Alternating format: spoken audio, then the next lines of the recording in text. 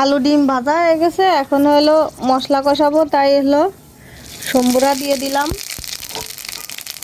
শুকনো জাল, জিরে, তেজপাতা, তারপরে এখন পেঁয়াজ কুচি দিয়ে দিচ্ছি।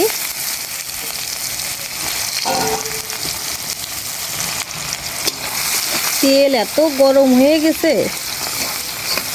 পেঁয়াজ দেওয়ার সাথে সাথে ভাজা হয়ে যাচ্ছে।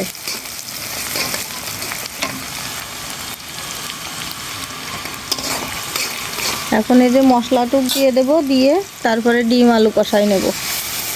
আর ডিম আলুটা আগের থেকে ভাজিয়ে রেখে দিছি।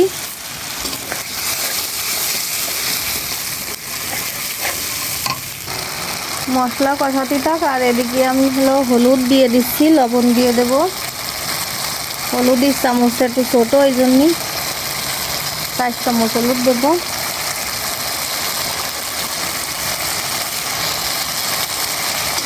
আর বাঁশ দিয়ে রান্না করতেছি তো, এত জ্বলা জলে এই বাঁশ, একবার ধরে গেলেই পরে সে ঝটপট রান্না হয়ে যায়।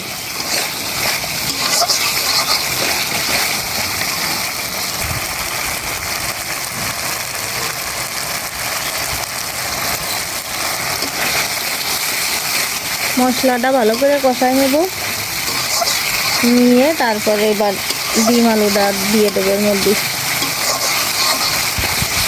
আর নতুন আলু দিয়ে ডিমের ঝোল রান্না করতেছি, নতুন আলু দিয়ে ডিমের ঝোল খেতে খুব ভালোই লাগে। কি অবস্থা, জাল কিরাম জোরে লেগে গেছে দেখছেন।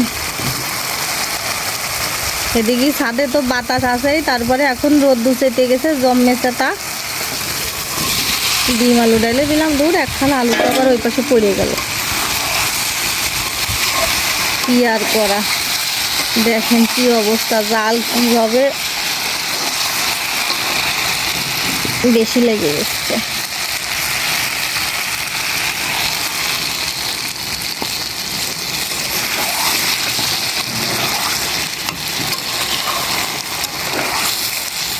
এইবার একটুখানি জল দিয়ে দিলাম না, এই জলটা আর একটু শুকিয়ে নেব, নিয়ে তারপরে ঝোলের জন্য যেটুক জল লাগে সেটুক দিয়ে দেবো।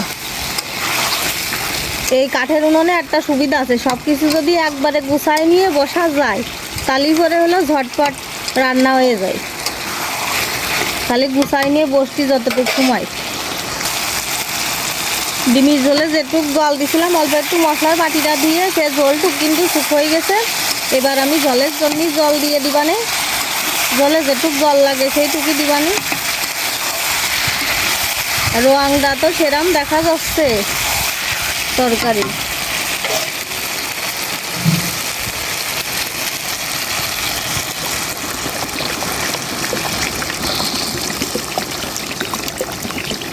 আর তরকারি একটু জাল না খালে আবার ভালো লাগে না, ওই জন্যই হলো কড়াইটা বই দিয়ে জল দিয়ে দিলাম।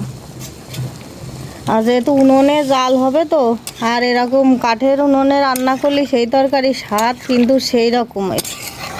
আবার অনেকেই কয় কি যে খালি দুটো গ্যাসের রান্দা আর তো কোনো কাজ নেই, আমরা খালি গ্যাসেই রাঁধতে পারি না। যারা রাঁধতে পারে তারা সব পরিবেশে সব জায়গায় রাঁধতে পারে। এবার ঝোলটা টকবগায়ে ফুটিয়ে ওঠা পর্যন্ত অপেক্ষা করতে হবে, তারপরে একটু গরম মশলার গুঁড়ো দেবো, দিয়ে রান্নাটা নামাই দেবো।